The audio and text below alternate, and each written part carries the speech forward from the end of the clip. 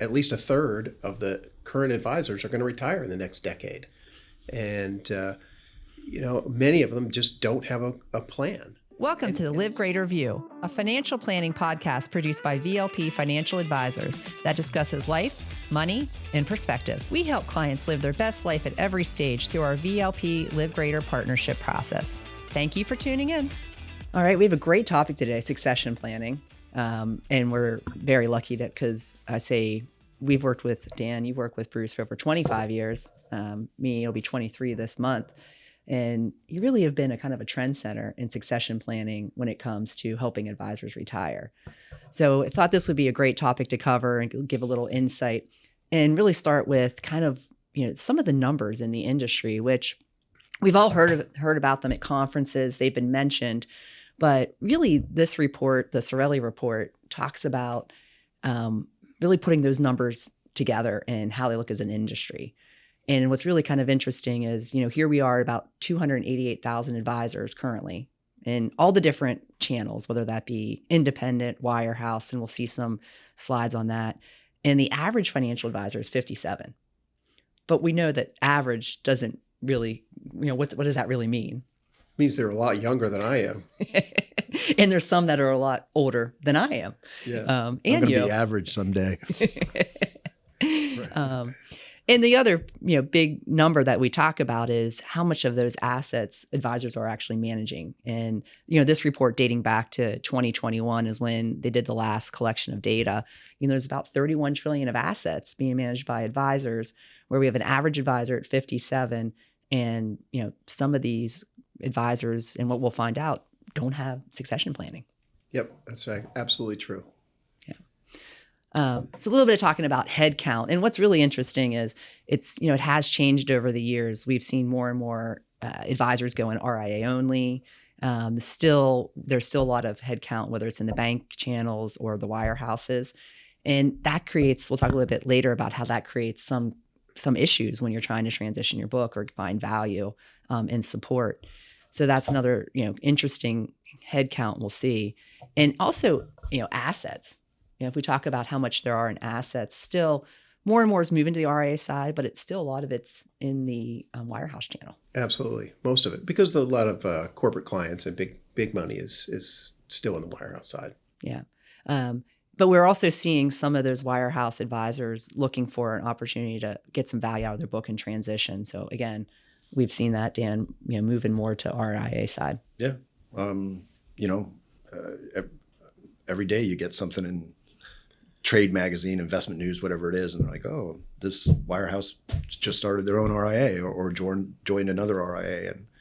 And that movement's not going to end. You're going to continue to see consolidation in this business, especially as people are trying to find a way to have a succession plan. It might not be bring in a younger advisor. It might be, I'll just join another firm.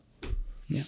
And that has some complications, as we know. We'll talk a little bit about that, some in the graphics.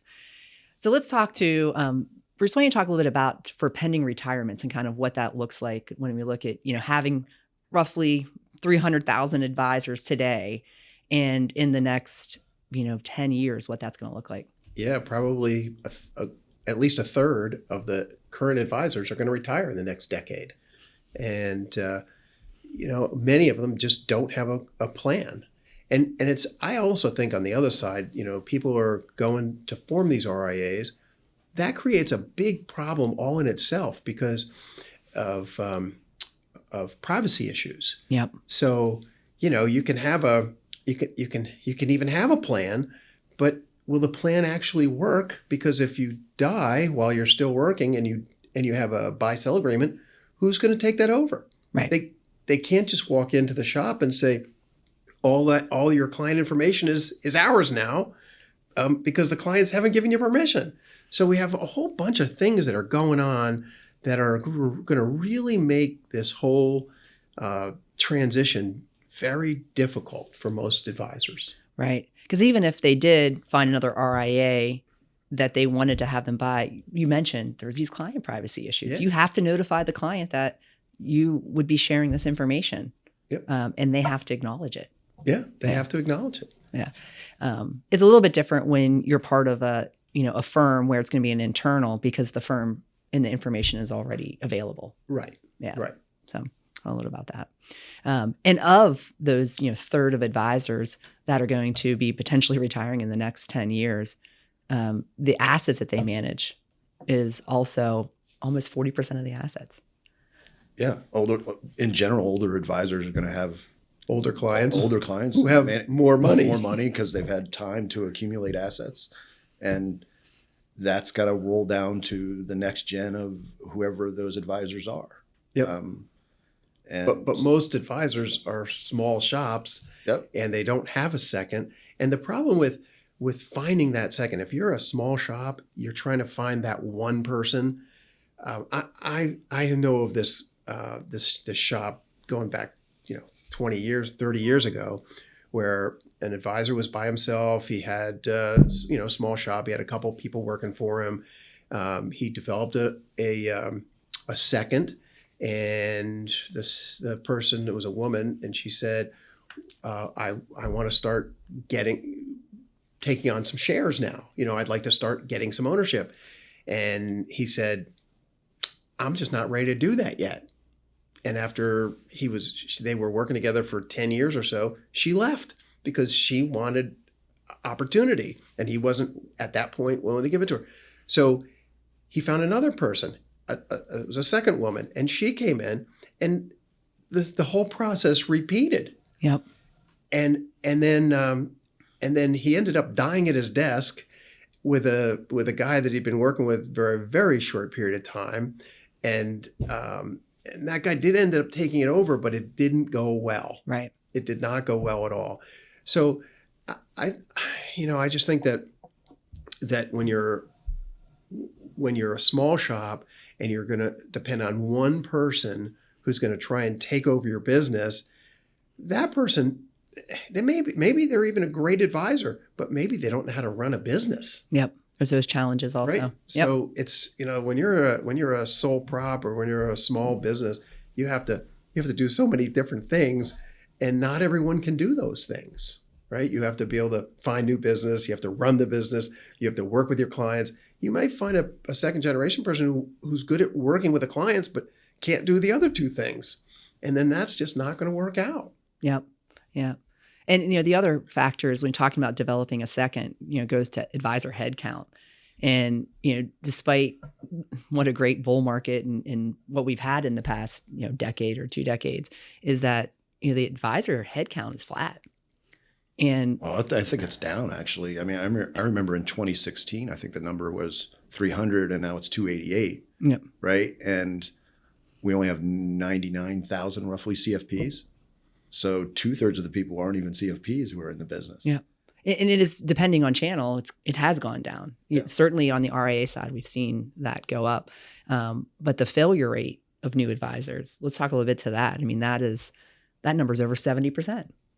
Yep. And you can understand why that is. I mean, most people that get into this business, they come in, they're maybe right out of college, and they go to work for one of the big wirehouses, or they go to work for one of the big insurance companies, and basically they're given a desk and a phone and maybe a stipend for a couple years, and then they go, good luck.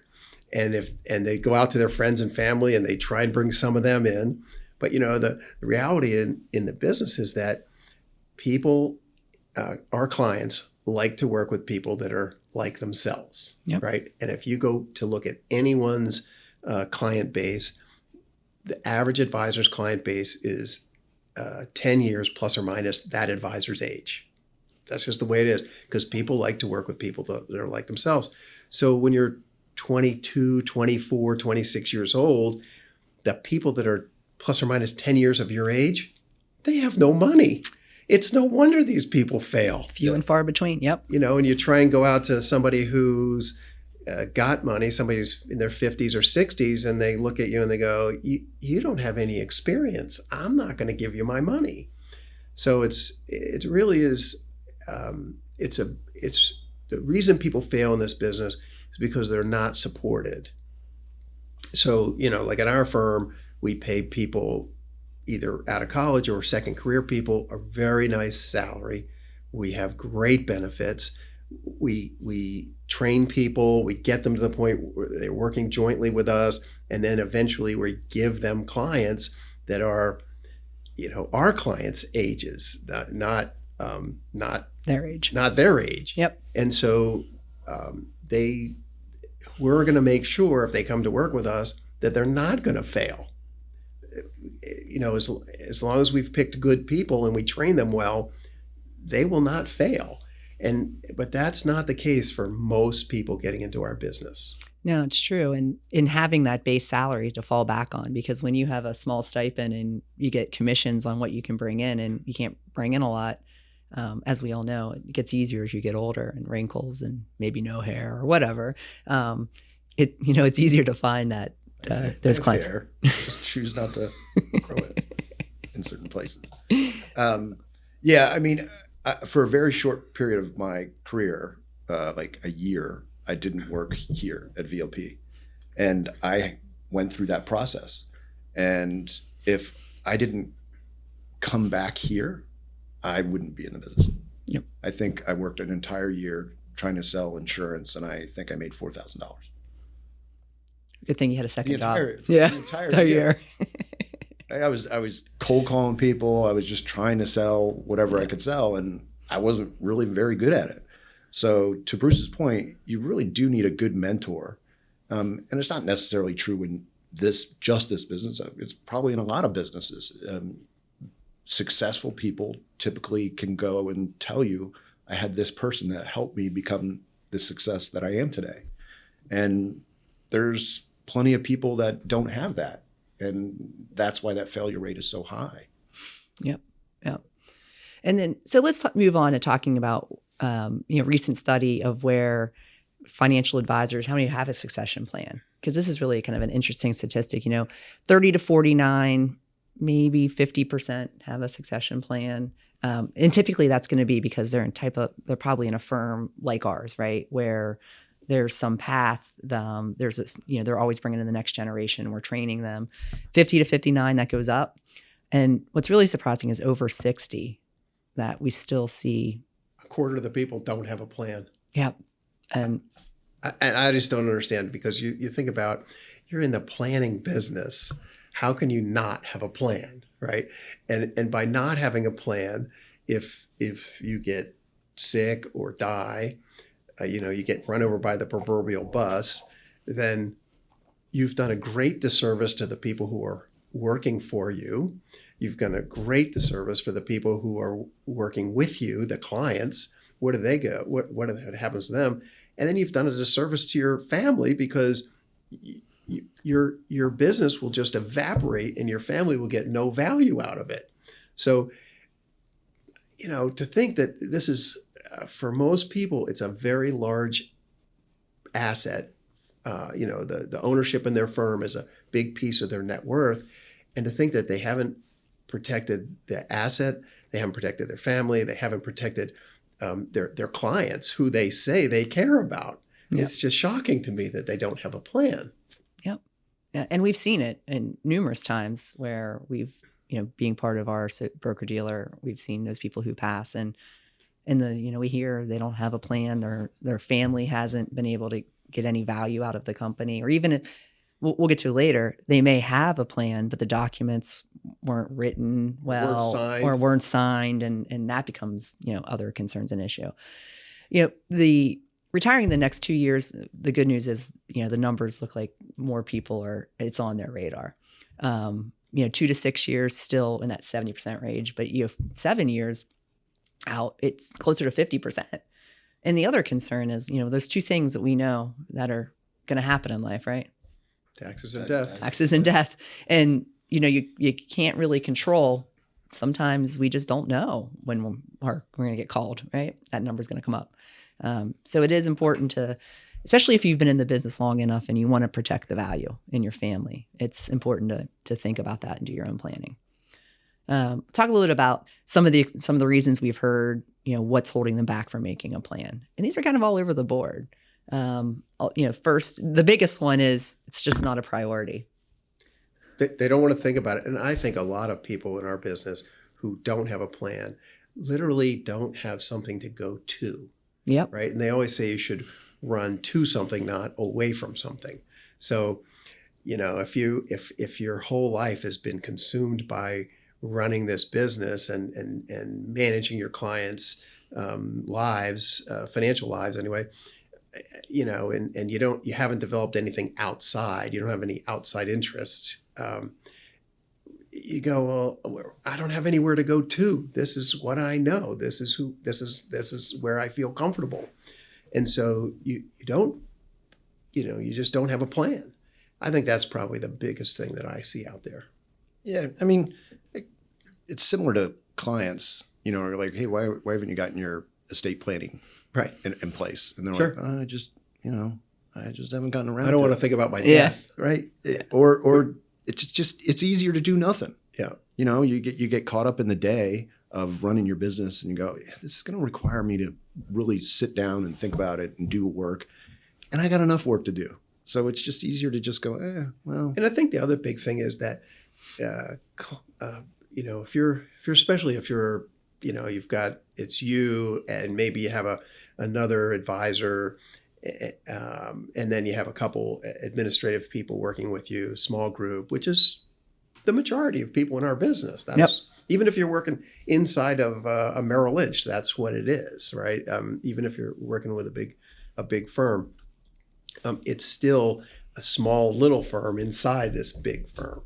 And if you don't think that other advisor that you're working with is capable of running the business and doing marketing and doing all the things to make it successful, you go, well, I don't have anybody. I don't have someone that I feel really comfortable who could take over the business. Yeah. And that's the number 2 reason. They don't think they have, why people haven't done a succession plan is they don't think they have found a proper successor. Yeah.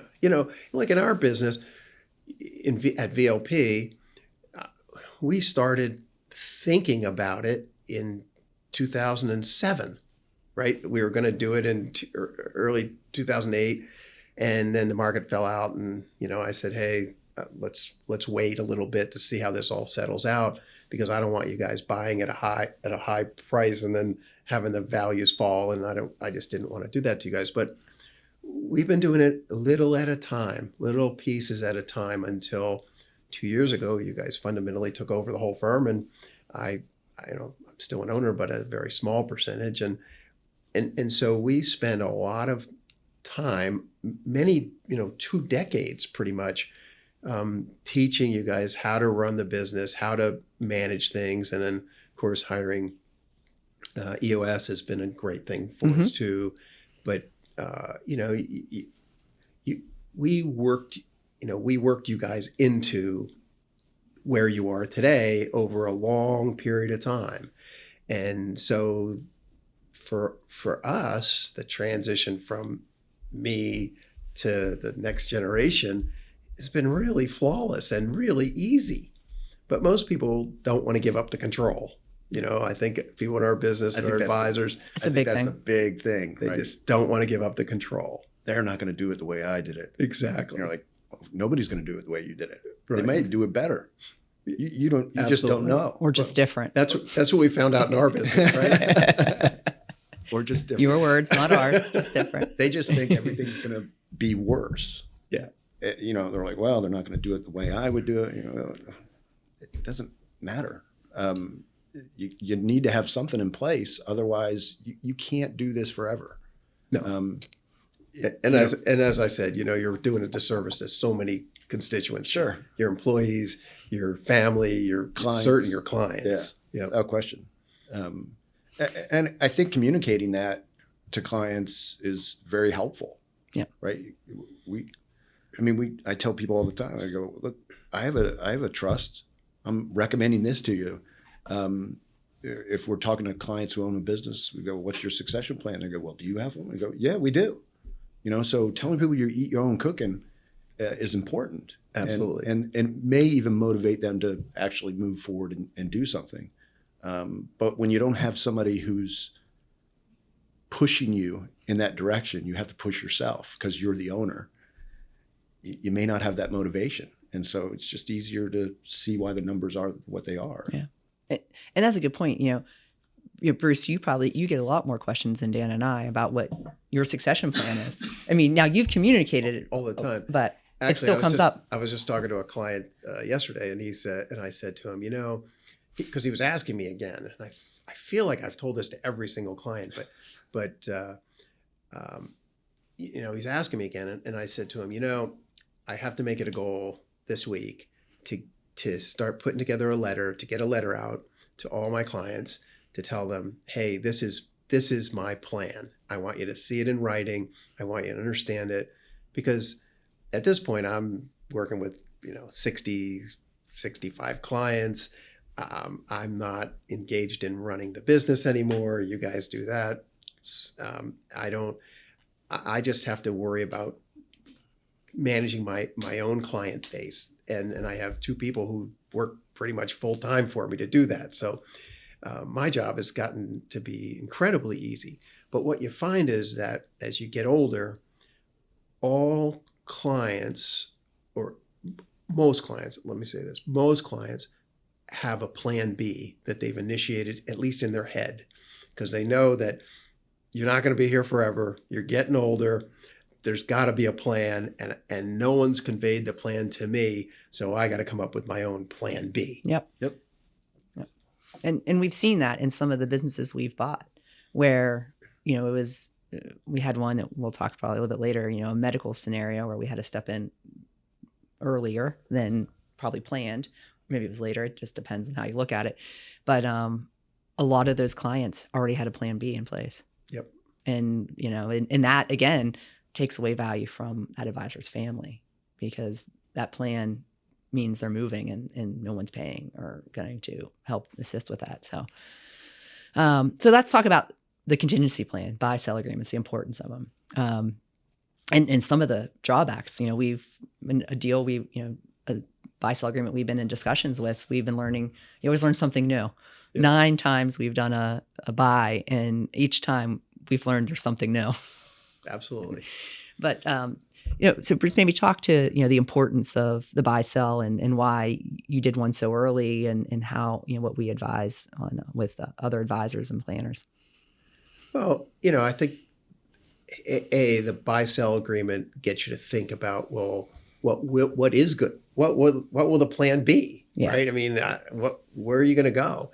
And so once you start working on that, and then that you realize, hey, this is not just for the here and now. This is a long-term thing that we have to think about. It does get you to think long-term, not about yourself, but about the business, about your clients, about how you're gonna help everybody that you're working with.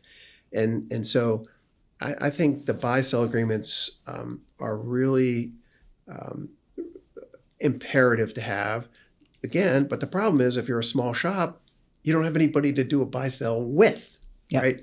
And then the big issue that we've been talking about lately, because we've got someone who came to us and said, they have their own outside RIA, and they said, we don't have that second person.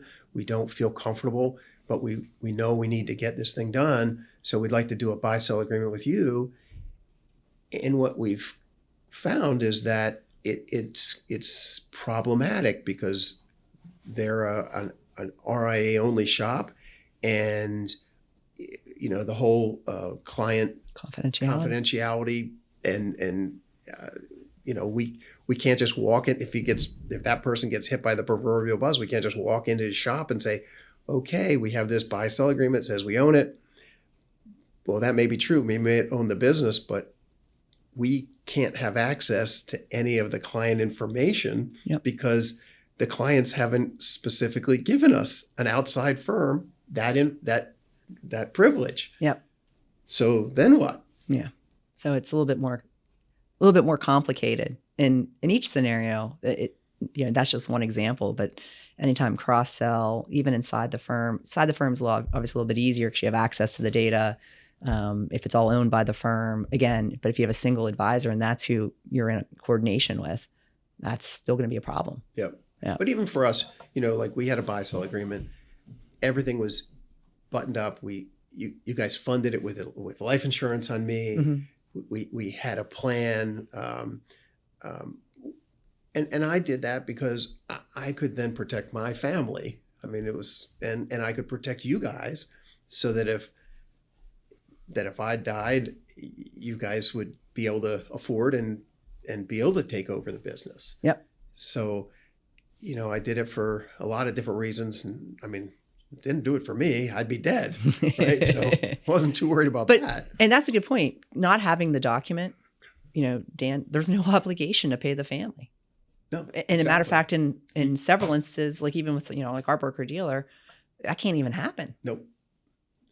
It's because you can't pay a non-licensed spouse. Yeah, right. Yeah. So if there's not a buy-sell agreement, there's no way to pay the family of the decedent. Yep.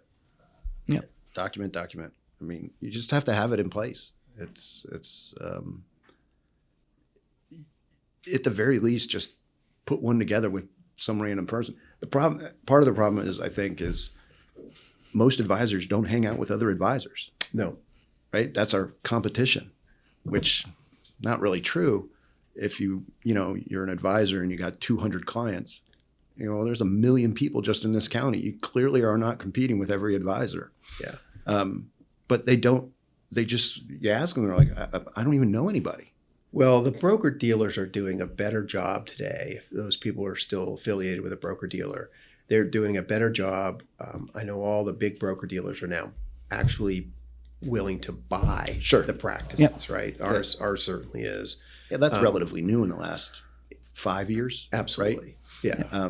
And even that, if you're the advisor and you're saying, okay, I have a buy-sell agreement with my broker dealer, do you have faith that that broker dealer is going to find another advisor within their broker dealer network?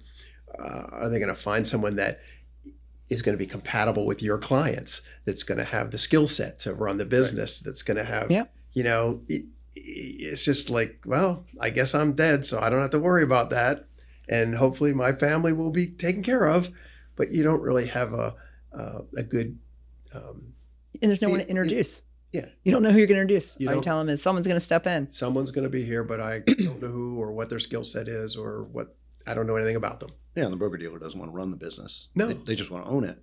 Yeah. Right. They don't want to lose the assets. Exactly. Yeah. So, but if you're RIA only, you don't have that connection. You don't have anyone outside. Yep. So the RIA business, unless it's got scale and has internal people who are willing to step up and buy it, if it's a small RIA, you don't have anybody, and you have no mechanism to do it. Well, not only that, you have to have capacity.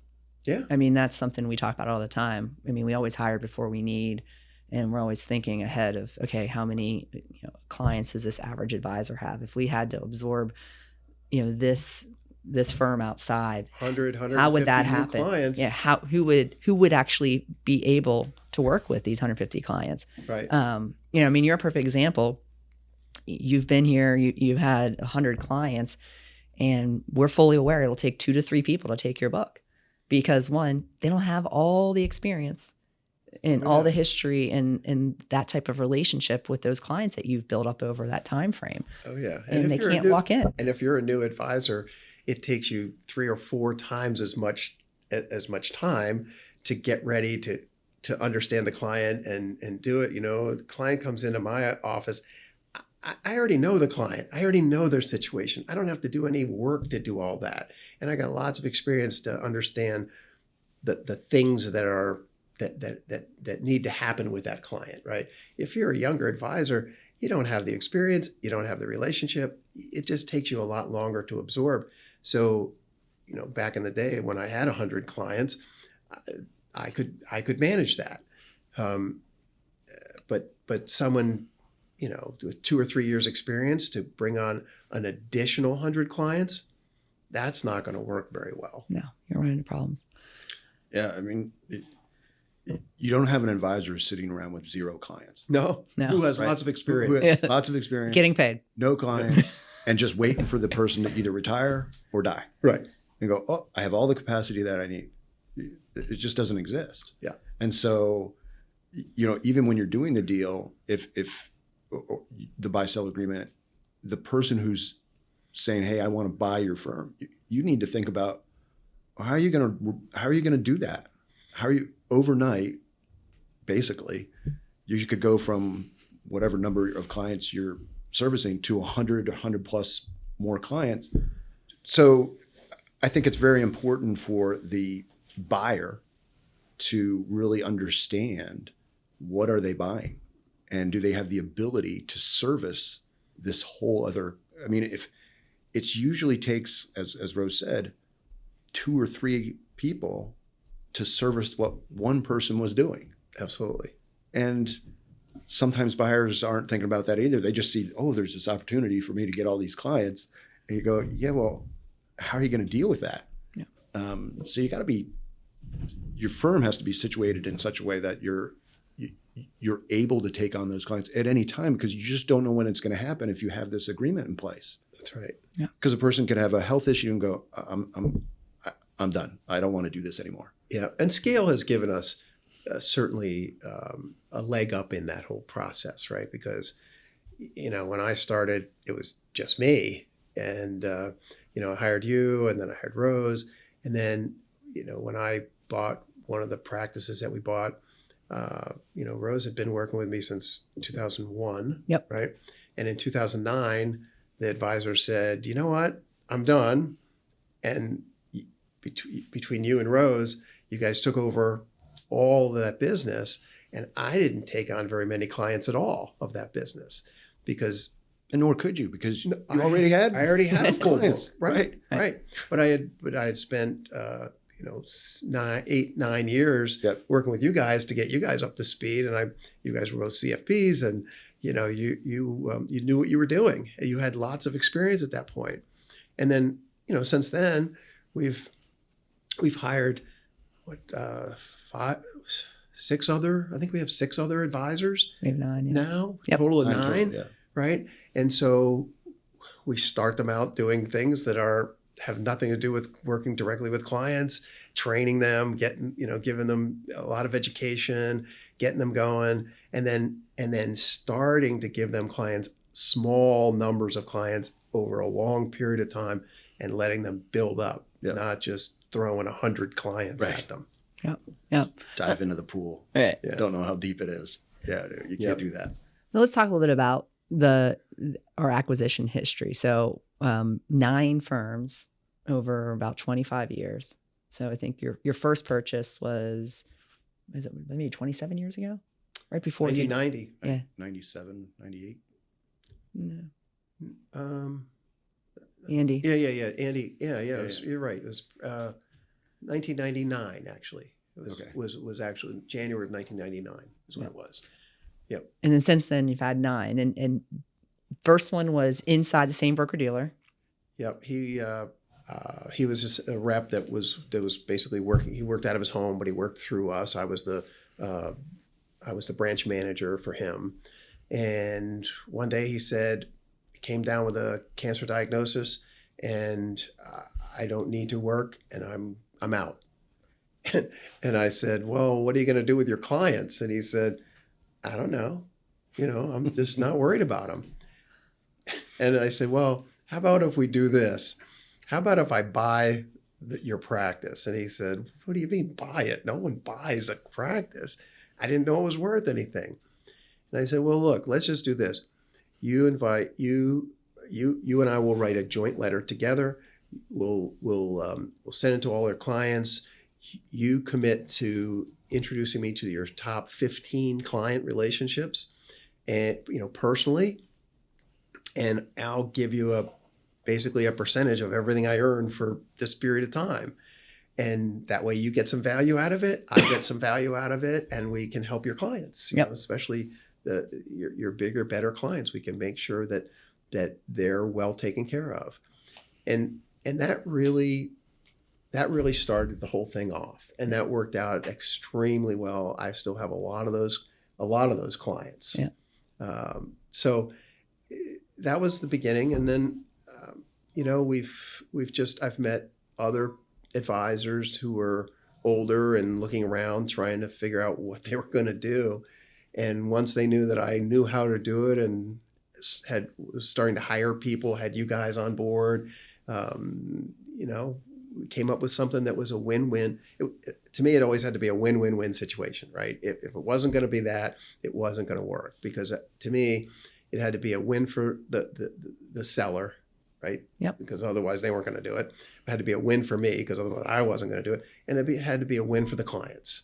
And if it could, and if it could be a win-win-win, and the biggest thing wasn't really just about how much money are you going to pay me for my business. If that's all they were interested in, that wasn't going to work. Yeah. It had to be that they, and I would say every single business that we bought, the clients, the advisors were absolutely concerned about their clients. Yep. That was their number one concern. It wasn't about how much money I was going to pay them. They just wanted to make sure their clients were well taken care of. And I think that's what made it work. Yep. And, the first several were just one-person shops. And then in 2007, we had a two-person team, which we took over right before the market had the Great Recession hit. That was awesome. Yeah. Which also led the one advisor to be like, I'm out. This was fun, but I don't want to deal with these calls. And then most recent, our largest and last was a three-person team, which we then brought in and kept two of the team. Yep. Which was something we hadn't done prior. And two of the team have since retired, and now one is still with us 5 years later. Yep. So. Yeah, that's pretty cool to see. Yeah. And I think the other cool thing is that all the advisors that we had, purchased, or almost all of them are advisory clients. Yeah. Some are no longer with us, and because they passed. The greatest thing is that you look at the retention rate that we've had for these clients, and that's been phenomenal. Yeah. And I bet in all the deals put together of the clients that made sense, because there are always clients that are just little tiny clients that they kind of just go away. But of the clients that really mattered, that were the core of the businesses, I bet we've kept 93% of them. Like, it's been a big number. And the assets that we've kept, probably 110%, maybe 120%. Yeah. Because again, coming back to, these clients have a plan B when they see this person getting older, and they keep some of their assets outside because they want to start a relationship with somebody else. And so, you come in with new energy and new and New technology. We have scale that we can provide better service. And so we come in with all this, and they say, wow, this is great. Now I have an advisor who's, 40 years old or whatever, and I know that I can work with that client for a long period of time. I'm going to bring these other assets over also. Yeah. So let's talk a little bit about the timeline and how, when you're starting to think about building out that succession plan and the documents and the buy-sell agreement, really what kind of goes into that. Bruce, you want to start us with, first of it's just, you're just having a conversation. Yeah, you mean with somebody outside? Yeah. Outside. I remember I went to this meeting for the local association meeting, and there was literally a meeting about buy-sell agreements. Mm-hmm. And so the president of the firm, or the president of the association, was there, and he had three advisors that were in his panel, and they talked about the whole thing. And so after the panel was done, and we just did happy hour or whatever, I went up to the president and I said, that was a great presentation. I said, you look kind of old. What are you doing? And he's like looking at me. But long story short, we had a great conversation. He came in, we talked about it, and he didn't have a plan. He actually did not have any plan. Back then, probably 70% of people didn't have a plan. Yeah. So, we came out with, we worked together, figured out what he wanted, what his timelines were, what we could provide. We talked about it, and and we came out with a win-win-win situation. Yeah. And that worked out really well. So I think these aren't conversations that happen, in one day, Right. over lunch, right? These are things that happen over a long period of time. It takes you time to introduce what we're doing, find out what it is that you as the seller are selling, and then figuring out a plan together of how this is going to work, and what the seller's timelines are, and how we can bring these clients in, and what exactly our plan is to manage all this. It just takes a while, and then once you have that plan, then you have to start putting it in writing. Right. Getting an attorney involved and getting documents signed, and you learn about new rules from the SEC or FINRA, and you got to make sure you're in compliance with those. exactly. Yeah. Again, every time you learn something new. Yep. Yeah. Yep. Yeah, I think it's that timing of it, that discourages people from going out and doing it. They're like, oh, I got to spend time doing this. Mhm. But nothing good comes overnight, right? You could tell people, hey, go get a contingency plan. You may not actually ever sell your business to the person if you just don't get disabled or drop dead. Sure. You might, because the vast majority of people, that's not what happens. They just retire. Yeah. They get to an age where they go, Sure. I don't want to do this anymore. But a contingency plan could be with, pick an advisor, because you won't physically be able to do anything at that point. You may not sell from a retirement perspective. I think the succession and the contingency are similar yet different. Yeah. It's kind of like clients. You go, hey, just go get a will. Just go get something. Mm-hmm. It may not be ideal, but at least you have something in writing that Yeah. And you can amend it later. you can Yeah. change it at any point. Sure. But go get something. Yep. And, at that point, they just need to go, I don't know, I'll look up another advisor and just do it with some random person, I guess. But I would suspect most people know one other advisor. May not be at their firm, might be at another firm. Yeah. Or tap resources. Check with their firm. I mean, if they're with a broker dealer or ask around. Again, doesn't mean that necessarily Maybe ask this your will be the client- person you'll sell to. But ask your clients who their plan B yeah, is. that could be that. You might meet a lot of advisors. You might. Great. Yeah. But once you have that agreement, and let's say now they're at the retirement phase, and we're getting ready to do. They're getting ready to execute. Right. We're going to take over the firm. Yeah. There's a lot of steps. Oh yeah, absolutely. There's a ton of communication. You in the buy-in, and I think it's been great the way you've structured deals, or we've structured them, is we've always given incentive if the advisor can help us, keep those clients and retain them and bring in other assets, they can get compensated for that, Sure. because it goes back to that win-win-win. And so there's the introduction email to clients. And what we've done is we've always done at least one or two meetings, usually 2 meetings, with the advisor who's leaving and the new advisor. Yep. Yeah, I think it works great when we can have a joint meeting with the old advisor or the new advisor, where the old advisor is running the meeting and doing the introduction, and the new advisor is just kind of sitting there and taking notes, or maybe adding a little bit here and there, but really not running the meeting. And then having a second meeting where the chairs are switched, Yeah. where the new advisor is running the meeting, and the older advisors there basically to give the client confidence that, hey, this is, or maybe bringing in that information that the new advisor doesn't yet know. Yep. Right. It's a key. It's great because it gives them an insight into the relationship and how the interaction is. And, we tell all the associate advisors that come in that they should sit with all the we're senior advisors, Dan, sit with the older advisors, because we all have different styles and they have to develop their own. Absolutely. But it's, that's a great resource to have so much wisdom on the team. But then, it just comes down to communication, letting the clients know where things are, who, that you have a plan, that this is why you have that plan, and why you're confident that this is, a good option. Yeah. And it's hard, like for me, I've got these client relationships for 25 years, 30 years. I'm go back to, I think my oldest one goes back to 1985, who I still work with. But, you know, you work with these clients for a long period of time. You really like them. You enjoy working with them. They don't want to see you retire. Yeah. Right. And then you're introducing them to someone else in the firm, and you're still here, but you're introducing them to someone else in the firm, and they're going to take over. And it's hard. It's really hard because it's a personal business, and you feel really good about those relationships.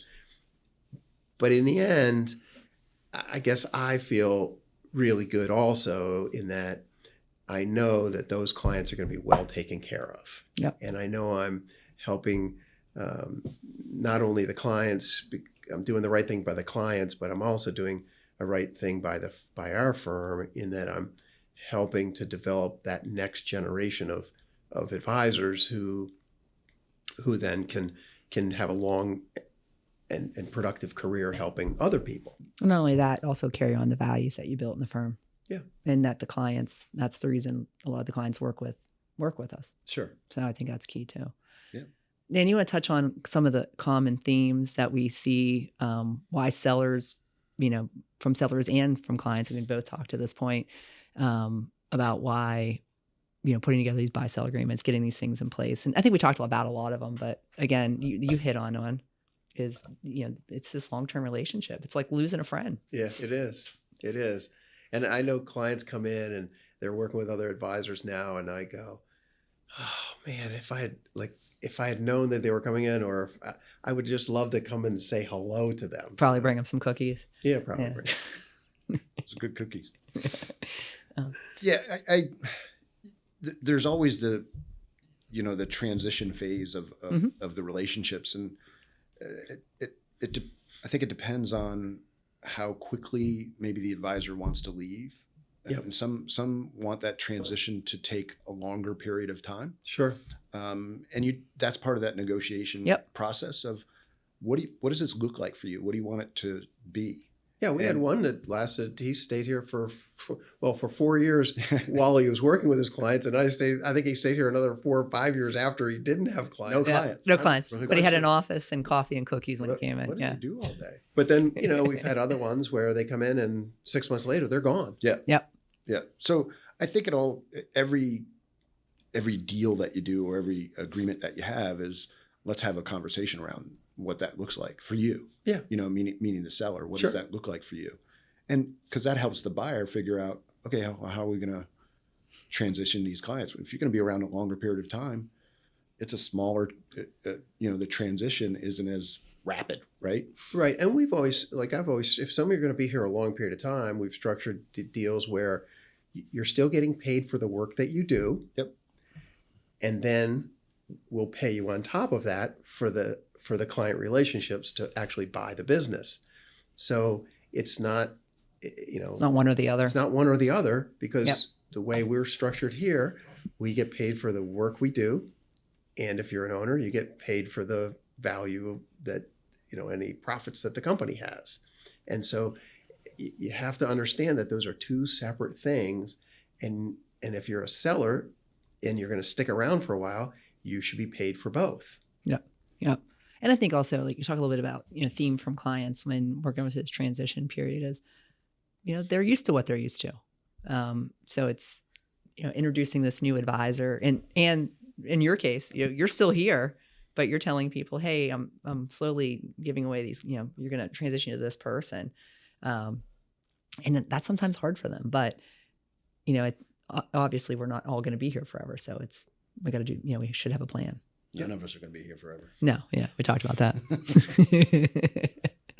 Well, I'm really lucky because we have so many advisors now that I can look at a client, I can get to know that, I've known that client, and I can look at the talent pool that we have with the advisors we have, and I say, this is a good fit for you. Yep. So they're not all going to one person. They're getting split up to people who I think that they'll have a really good fit with. Yep. Personality type. Yeah, personality types. Yep. Yeah. All right, well, let's close a little bit about, VLP. And, obviously we talked a little about some of the success stories we've had with advisors who've been able to retire. But I think the big thing is, Bruce, and you can talk to this point, is, the importance of just having some type of plan. and thinking about it, and then finding the right group for when you do decide to retire. And you know what else is really cool? I think this is the probably the neatest thing about this for the 9 businesses or 9 advisors, the 9 advisors that we've helped retire, right? Almost all of them have become clients of our firm. Yeah. And to me, that just shows that we've done a good job. They have confidence in us. We were fair with them. You know, we were fair to them in terms of the whole process. They see we've done a good job. They know what kind of job we can do with our clients, and then they became clients, which I think is fantastic. Yeah. Yeah. It's, it allows them in that transition process to tell their clients, hey, I like these people so much that not only am I happy that they're going to be taking care of you, but I'm going to have them take care of me as well. Yep. Even after I'm gone.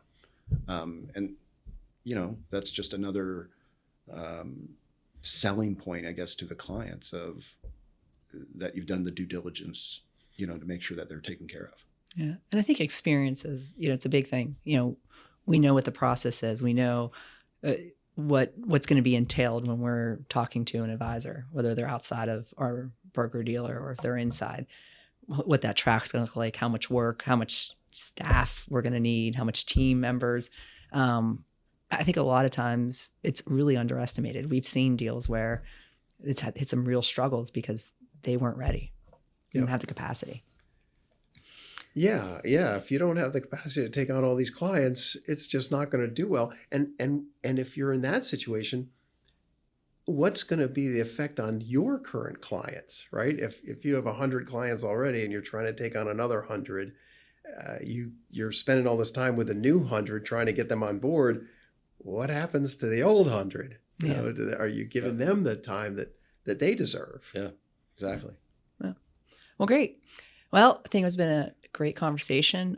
Lots of good information, and we'll look forward to talking and catching up with anyone who's just wants to walk through the process. And if certainly reach out to Bruce. He's done a fantastic job and negotiated several of these, and in some cases negotiated some deals that weren't even ours, which I think is even better. But I think it's key to start thinking about this. As planners, we need to start planning for us. Yeah. Yep. Plan for us, planning for our clients, planning for our families, planning for our staff. It's all important. It's the most important thing that we could be doing. Great.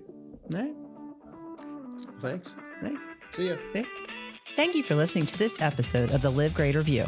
If you like what you heard, please subscribe to our podcast on iTunes or Spotify and recommend our podcast to family and friends. To learn more about VLP Financial Advisors, please check out our website at vlpfa.com. Thanks again. And now for our necessary disclosures. Securities and advisor services offered through Cetera Advisor Networks, LLC, member FINRA SIPC, a broker-dealer and registered investment advisor. All investing involves risk, including the possible loss of principal. There is no assurance that any investment strategy will be successful. The views stated in this podcast are not necessarily the opinion of Cetera Advisor Networks, LLC, and should not be construed directly or indirectly as an offer to buy or sell any securities mentioned. Due to the volatility with the markets mentioned, opinions are subject to change without notice. Information is based on sources believed to be reliable. However, their accuracy or completeness cannot be guaranteed. Past performance does not guarantee future results.